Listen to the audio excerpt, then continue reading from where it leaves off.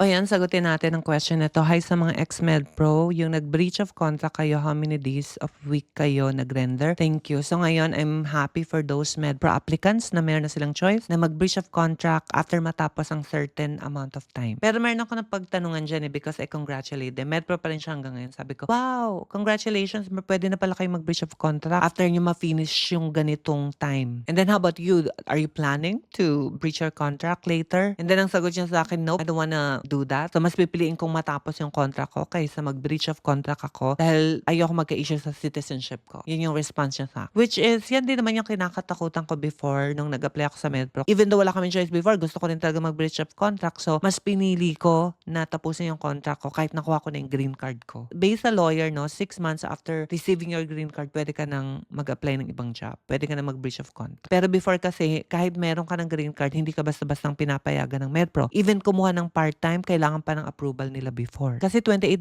yung offer sa amin before. So alam ko na sobrang short talaga yan. Okay siya, kaya siyang i-budget, manageable, pero sobrang short kapag kagaya ko kayo na sobrang magastos. And kung magta-travel pa kayo, plus meron kayong mga anak at may family, so sobrang tight na yan. Hindi na ganun kadali. Since wala naman kami choice before para mag-breach of contract, so ang ginawa ko na lang is humanap ako ng part-time and PRN position na pwedeng mag-help sa mga finances at makapagbayad ng mga utang-utang. And para naman ngayon sa mga current MedPro applicants na merong option to breach their contract, I think you need to think twice and you need to ask your lawyer if you're allowed to do this. And if your lawyer approves it, then go. Kasi yung lawyer na yan din ang mag-defend sa'yo kapag sakali lang naman na magkaroon ng problema sa application nyo ng citizenship. Pero ako, kung kaya nyo pa namang tiisin na tapusin yung contract, I think that's the best advice for you to avoid to face the consequences later on.